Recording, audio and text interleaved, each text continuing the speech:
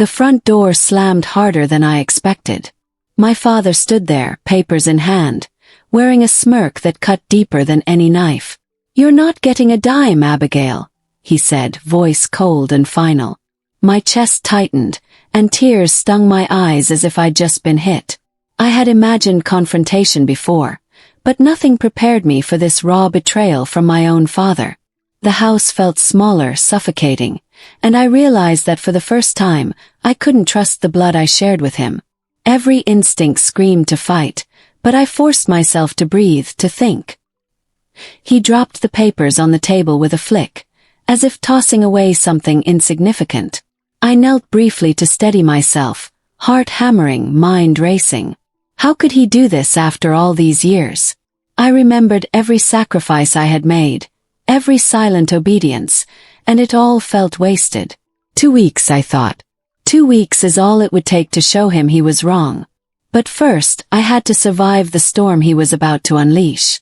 Anger mixed with determination, forming a resolve that would not break. My fight had just begun. At work, nothing felt normal anymore.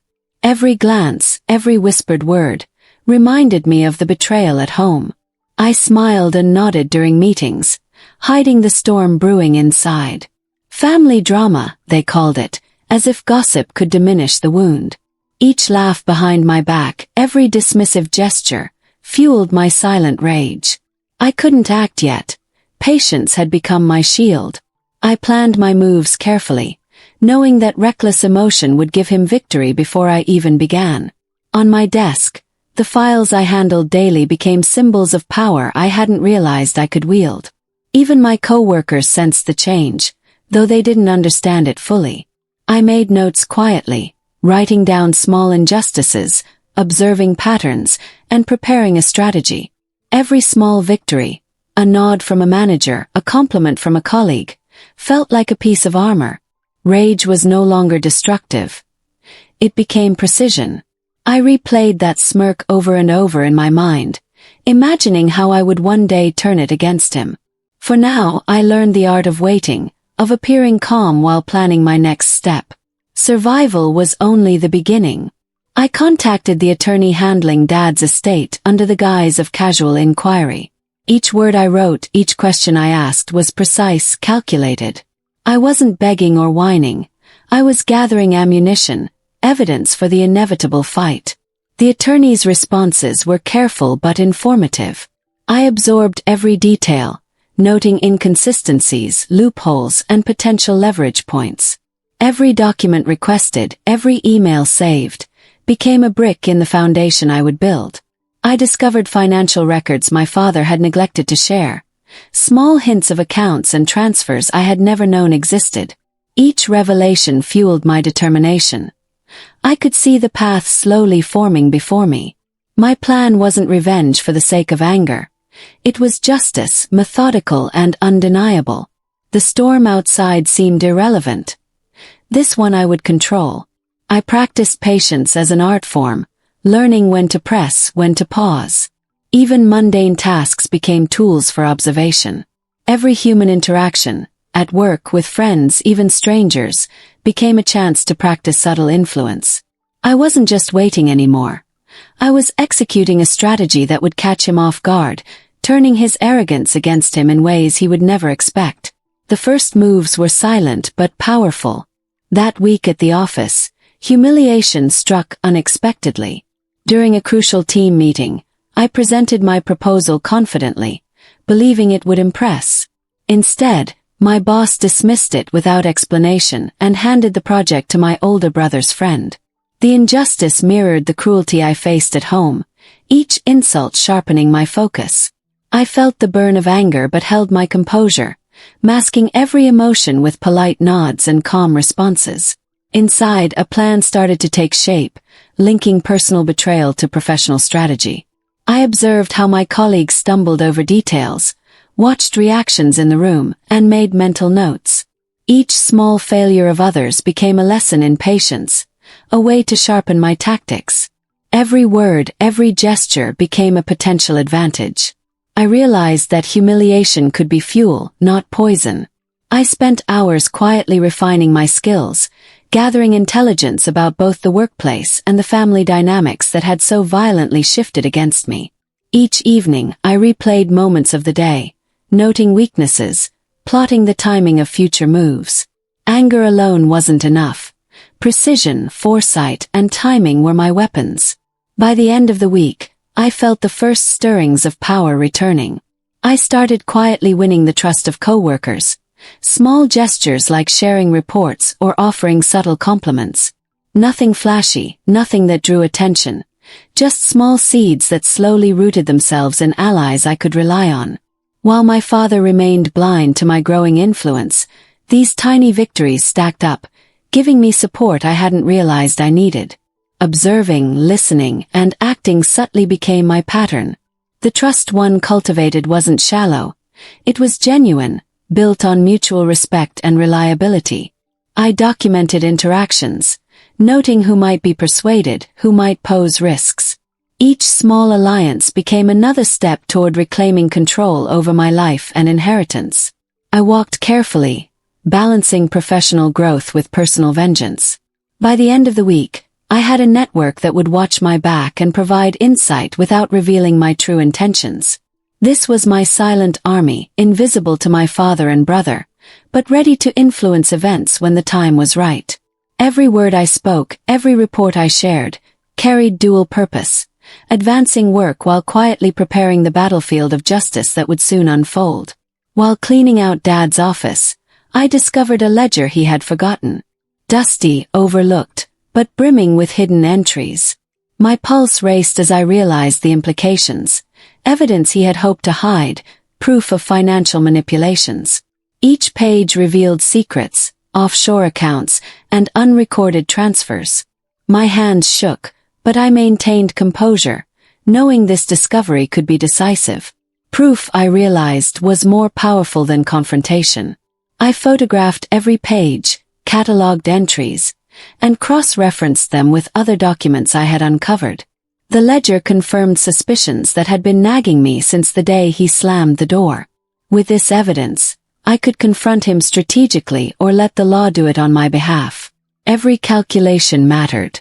I felt the scales of power shifting, small but tangible. The ledger was my first tangible advantage, a symbol that my patience and observation were paying off. I couldn't let excitement betray me. Calm, quiet, precise, that had become my mantra. The moment felt like a turning point, a small victory that hinted at the greater triumphs to come. The storm was still ahead, but now I had the tools to navigate it. Dinner that night was a study in control. I hid my discoveries behind polite conversation, sipping tea while Dad gloated as usual. He smirked, unaware of the evidence I now held, the documents that could ruin his confident facade. Every arrogant remark, every self-satisfied smile, I catalogued silently. My calmness unnerved him more than confrontation ever could. I asked about mundane family matters, listened to his complaints, all the while letting my mind run through contingencies. Each anecdote he shared, each boast, became ammunition for the court, a way to expose arrogance with facts rather than anger. My pulse remained steady. Behind my eyes, plans unfolded. Timelines, witness statements, potential twists.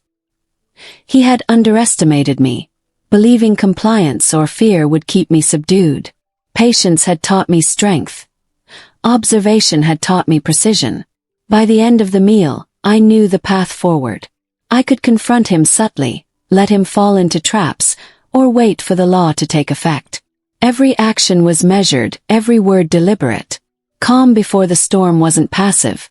It was preparation, and I had never felt more prepared. I confronted Dad quietly one afternoon. "I know what you're hiding," I said calmly, measuring every syllable. He laughed, a sharp, disbelieving sound. You have no idea," he scoffed, dismissing me outright. I didn't flinch. I let him underestimate me, knowing his arrogance was my greatest advantage. Each smile, each sarcastic remark he threw my way, I catalogued. He believed bluffing would work, that fear or shock could control me. But I was patient, letting him expose his methods and mindset. Every interaction became a game of chess, each move calculated for maximum effect later. He had underestimated not only my intelligence but my resolve. I listened, observed, and waited for openings, recording inconsistencies in his speech, noting defensive behaviors, minor admissions he didn't realize he was giving away. The confrontation didn't need drama. Subtlety was far more powerful.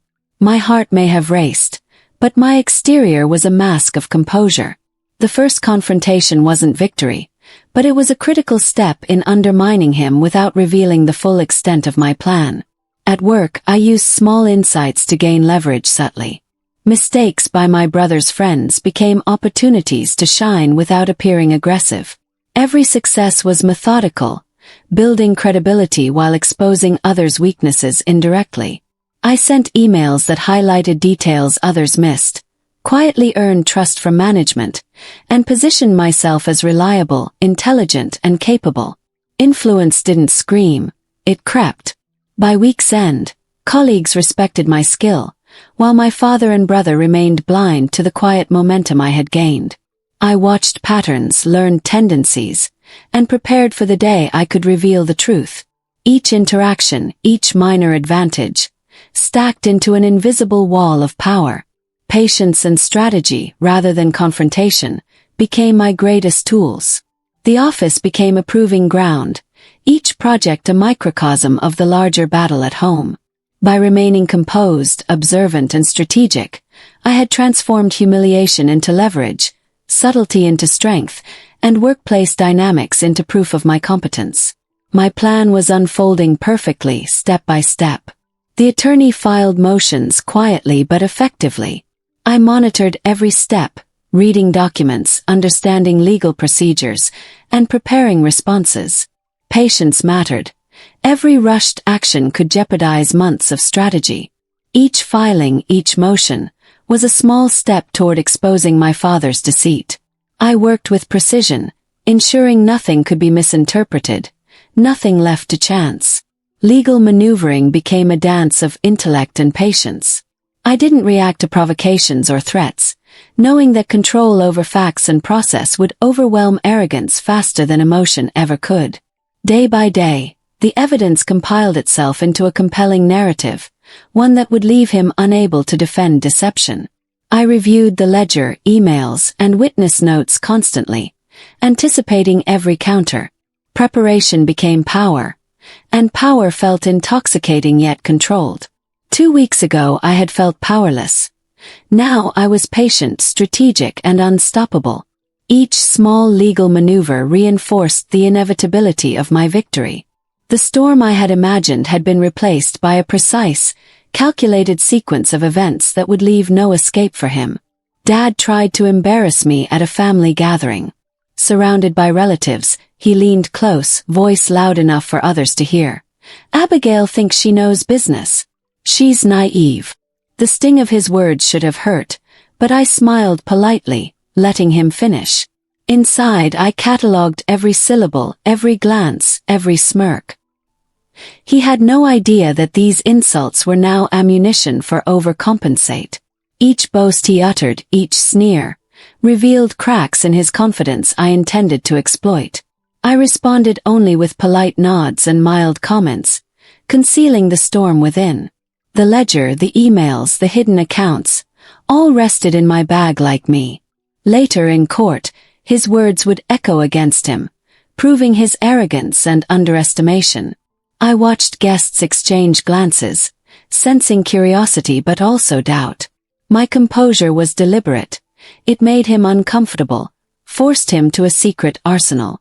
By the end of the evening, Dad believed he had humiliated me, yet in truth, he had unveiled the narrative I needed.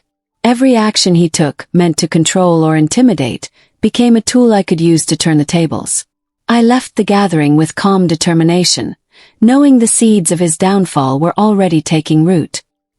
His arrogance blinded him, while I quietly gathered strength. An unexpected ally appeared when Dad's accountant, a man I barely knew, whispered details that changed everything. "There's an offshore account you should know about," he said cautiously, glancing over his shoulder. My heart raced as he explained transfers Dad had thought hidden forever. I asked questions carefully, confirming every detail while remaining discreet. The puzzle was coming together, each piece revealing the truth Dad had fought to conceal. I recorded conversations legally, organized statements, and cross-referenced documents. The accountant's insight became pivotal. His loyalty, once to Dad, shifted the balance. For the first time, I felt an advantage that could not be ignored. I returned home that evening, ledger and documents in hand, feeling the weight of inevitability. Dad had believed that control meant secrecy. He had underestimated my patience, intelligence, and persistence. I planned my next steps with precision, considering timing, evidence presentation, and witnesses. Every small interaction, every detail from work or home, now fit into a larger strategy. By the week's end, I had amassed enough evidence and allies to make confrontation inevitable, but it would unfold on my terms. My father's smirk, once unshakable, would soon falter. Momentum built with each day. I collected witness statements, organized financial records, and pieced together documents revealing Dad's attempts to obscure my inheritance. Every small victory, whether a colleague's observation or a minor legal acknowledgement, felt like personal validation. The ledger, emails, and hidden transfers became a mosaic proving his deception. Each interaction strengthened my resolve, reminding me that patience had power and that every careful step mattered. At home, Dad remained blissfully unaware of my progress. I observed him subtly, noting weaknesses, moments of arrogance, and careless remarks. At work, I used discretion to build credibility, highlighting details others missed and proving competence quietly. Every small success became fuel, a reminder that diligence and calm calculation were more powerful than emotion. By the end of the week, I could feel the scales tipping. Justice was no longer abstract. It was tangible, within reach. I refined my strategy, noting potential courtroom tactics, aligning witnesses, and anticipating Dad's defenses. Each night, I reviewed plans, checked timelines, and adjusted my approach to remain precise. The long game was proving itself. Patience, observation, and calculated action would ensure my triumph. Every step forward reinforced the inevitability of victory, a satisfaction that no words could convey but that I felt deeply in my bones. Dad began noticing my composure. "Abigail thinks she's clever," he muttered one evening, eyes narrowing. I smiled inwardly. Cleverness was irrelevant. I was executing, not guessing. Every careful observation, every patient action, had led to this subtle intimidation. He underestimated my control over the narrative, over perception, and over facts. Each time he muttered under his breath or glanced suspiciously, I catalogued it for later use. My calm demeanor unsettled him more than confrontation ever could. At work, I continued refining my influence, quietly correcting mistakes, collecting allies, and revealing competence without fanfare. Every interaction, every small victory, reinforced my growing power. Dad's recognition of my intelligence, however begrudging, was proof of progress. Each remark he made, each sneer, became ammunition for the final showdown. I allowed him these illusions, knowing overconfidence would make him vulnerable. Patience, observation, and precision had become second nature. I no longer reacted impulsively but executed every move strategically. The first signs of his unease were subtle but unmistakable. I had planted seeds, and now the harvest of awareness and fear had begun to sprout. In this calm, quiet power, I found satisfaction and anticipation. The storm was near, but I would dictate its timing and form. At work, I subtly undermined my brother's friend, exposing small errors without seeming confrontational. Every misstep was an opportunity to build credibility and demonstrate competence. By the end of the week, I had earned the respect of management and colleagues while my brother's friend faltered, unaware of the quiet strategy at play. Each observation, each minor correction, strengthened my network and influence. I documented these developments carefully, noting who could be allies in the broader battle at home. I kept conversations light but intentional, ensuring my presence was positive while my influence expanded. Every small advantage felt personal, connected to the ongoing conflict with Dad. My patience and careful action at work mirrored my strategy at home. Observe, record, and use every detail to strengthen my position. By maintaining calm, collected control, I became untouchable in perception while quietly gathering evidence and allies. The convergence of personal and professional victories created a sense of inevitability, a tide that Dad could neither see nor stop. Each day reinforced the reality that slow, deliberate execution outmatched impulsive arrogance. The subtle maneuvers, unnoticed by most, were setting the stage for a confrontation that would leave Dad exposed and powerless. The second twist revealed itself unexpectedly. I discovered Dad had forged a minor document, an attempt to delay my inheritance. It was small but significant, enough to stall him in court if unchecked. I documented, photographed, and verified the forgery meticulously, knowing this evidence could prove decisive. My patience paid off. He believed minor deceptions would go unnoticed, but I had anticipated every move. Each discovery fueled my confidence, confirming that diligence, observation, and preparation were key. I recorded details carefully, cross-referenced with other documents, and prepared to present proof in a way that could not be contested. This small victory was symbolic, proving that no deception, no matter how minor, would escape scrutiny. The ledger, emails, witness statements, and now proof of forgery all formed a coherent narrative.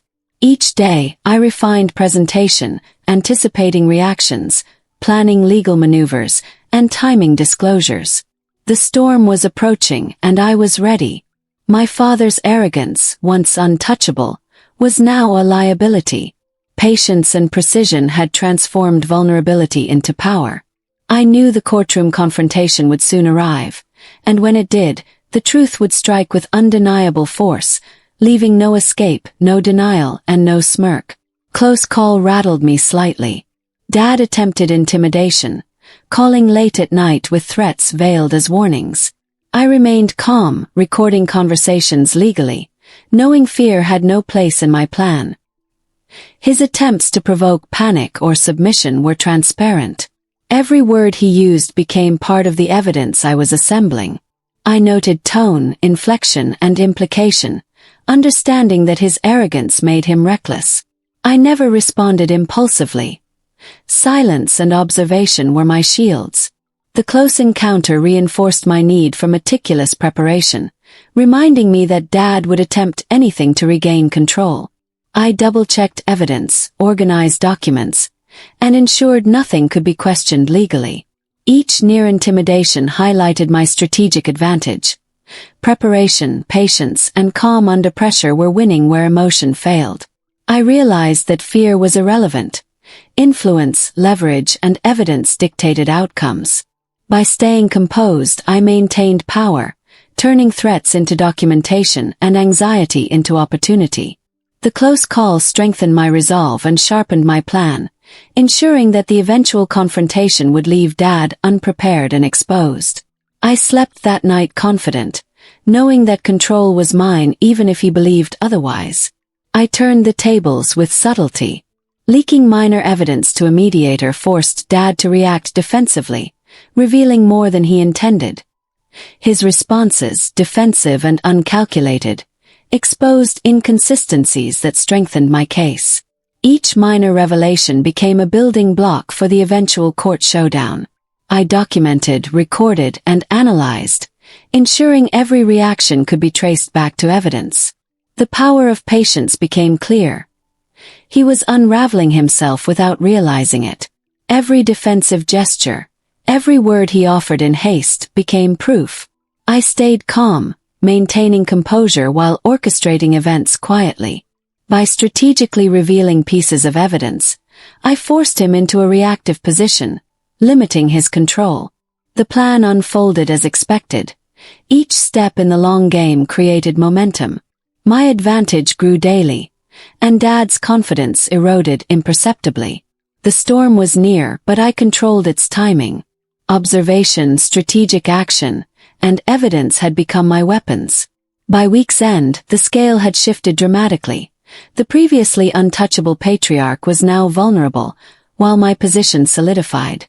Patience, intelligence, and meticulous planning ensured that when the final confrontation occurred, it would be decisive and undeniable.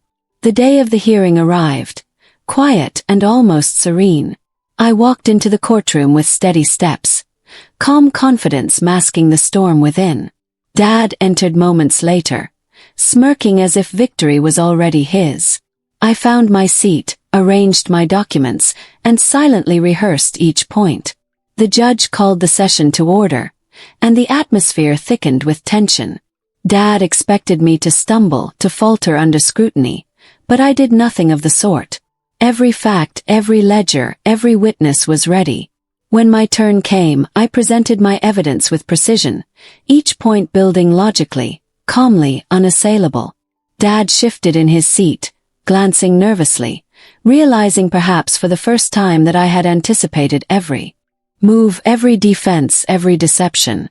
Witnesses spoke clearly. Statements corroborated my findings, and emails, ledgers, and the forged document became a seamless narrative. I felt a rush of quiet satisfaction as each revelation landed, each piece of evidence dismantling his carefully constructed facade. The courtroom watched silently, the tension almost tangible, as I moved with deliberate authority, exposing what Dad had spent years hiding. By the time I concluded, the balance of power had shifted completely. I had turned preparation, patience, and composure into a weapon stronger than any anger or intimidation he could muster. An unexpected ally emerged at a pivotal moment. A distant relative, once loyal to Dad, approached the stand with hesitation but undeniable clarity. "I've seen the accounts," they said, voice trembling slightly. "The inheritance belongs to Abigail. The records are clear." Their testimony filled gaps Dad had tried to obscure, providing an outsider's verification of my claims. My pulse quickened. This confirmation from someone neutral strengthened my case exponentially. Dad's face betrayed shock, disbelief flickering across his features. The courtroom felt the weight of truth solidifying, the credibility of my evidence no longer questioned. I stayed calm, allowing their testimony to integrate seamlessly with mine, knowing that this external validation would tip the scales decisively. The allies' words confirmed what I had worked tirelessly to prove, that patience, diligence, and strategic action had unraveled Dad's defenses completely. Every detail I had meticulously prepared fell into place. By the end of their statement, I felt an exhilarating mix of relief and triumph. This unexpected support didn't just bolster the facts. It exposed Dad's isolation, revealing that even those once loyal to him could recognize the truth. The tide had turned unmistakably in my favor. Dad began to crack. Under relentless questioning, he stumbled, contradicted himself, and revealed careless admissions he hadn't anticipated. His arrogance, once a shield, now became a liability. Every denial was undermined by documentation. Every accusation he leveled back at me was countered with facts. I watched carefully, noting every flicker of doubt, every tightening of his jaw, every hesitation in his voice. The courtroom felt the tension rise as he faltered under scrutiny. I remained calm, letting his mistakes accumulate, knowing that my composed demeanor amplified his errors. By the time the judge reviewed the statements, it was evident that Dad's credibility had eroded completely. His attempts to intimidate, manipulate, and conceal had all failed. I felt a quiet satisfaction. The patience, precision, and strategy one had cultivated were paying off in real time. Witnesses corroborated my claims, documents reinforced timelines, and even Dad's own words turned against him. Each small misstep added to a mounting pile of undeniable evidence. By the end of the session, the courtroom understood what I had known all along. Truth, prepared methodically and presented calmly, could dismantle arrogance completely. Dad's confidence, once unshakable, was now visibly shattered. Just when the verdict seemed routine, the judge uncovered a hidden clause buried deep in Dad's estate documents. This section clearly indicates Abigail's entitlement, the judge announced, eyes scanning the paperwork. Gasps rippled through the courtroom. Dad's face turned pale, disbelief etched into every line. He muttered under his breath, but the words fell flat against the weight of evidence. I felt a surge of controlled excitement. This final twist was unexpected, even to me, but it reinforced my position fully. The clause nullified attempts at delay or deception, confirming the inheritance belonged to me outright. Dad's shock was visible. The smirk he had worn for so long vanished completely. I remained composed, letting the judge finish reviewing the documents. Every eye in the room recognized the reversal, the triumph of patience and preparation over arrogance and manipulation. In that moment, the full power of methodical action revealed itself. 2 weeks ago, the front door slammed in my face. Now, justice had fully arrived. Dad's attempts to dominate, deceive, and intimidate were meaningless against careful planning, evidence, and resolve. The courtroom's atmosphere shifted from tension to awe, as the scales finally tipped in my favor. Victory was mine. 2 weeks after the door slammed in my face, I held the court order in my hands. Every bit of Dad's smirk, every attempt to deny me, every arrogant remark, now lay powerless against documented truth. I felt a quiet satisfaction, not loud, not boastful, but deeply fulfilling. Justice, patience, and strategic persistence had culminated in this moment. I glanced at the documents, then at Dad, whose expression was a mixture of disbelief and resentment. His attempts to control, manipulate, and belittle me had failed entirely. I allowed myself a small smile, savoring the culmination of effort, planning, and composure. The inheritance, rightfully mine, was more than money. It was validation, empowerment, and proof that meticulous action trumps intimidation. Every small victory along the way, from hidden documents to subtle workplace maneuvers, now felt meaningful, each piece contributing to the ultimate triumph. Dad's reaction, silent and stunned, underscored the effectiveness of my approach. This wasn't just a legal victory. It was the reclaiming of dignity, self-worth, and authority over my life. I had endured betrayal, humiliation, and manipulation, yet emerged stronger, wiser, and victorious. Walking away from the courtroom, I refused to look back. Dad's arrogance had cost him everything: respect, credibility, control. I carried with me not only the inheritance but a profound sense of empowerment. The world beyond the courtroom felt different, charged with possibility and freedom. Every past insult, every moment of belittlement, now seemed insignificant against the clarity of victory. I reflected quietly on the lessons learned. Patience beats impulsiveness, strategy beats emotion, and composure beats intimidation. Dad's presence, once looming and threatening, now mattered little. Every ally, every piece of evidence, every careful maneuver had led to this unassailable moment. The inheritance was not just material. It symbolized resilience, strategic patience, and personal integrity. Walking away, I felt free, empowered by the certainty that calculated action could reclaim not only what was rightfully mine but also my sense of self. I rebuilt my life deliberately and calmly. The inheritance provided security, yes, but it was the journey, patience, observation, and methodical execution that shaped me. Betrayal had taught my worth, humiliation had honed my resolve, and careful strategy had proven my power.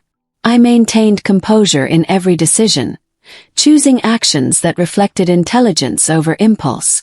Friends, colleagues, and allies who witnessed my journey respected the transformation. Those who underestimated me had learned that meticulous planning always prevails. I reflected often on the lessons.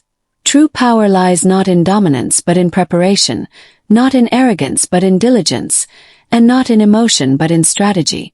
My father's missteps became a blueprint for caution, but also a testament to the efficacy of calm, deliberate execution. I felt confidence in every move, clarity in every choice, and satisfaction in knowing that the long game always rewards patience.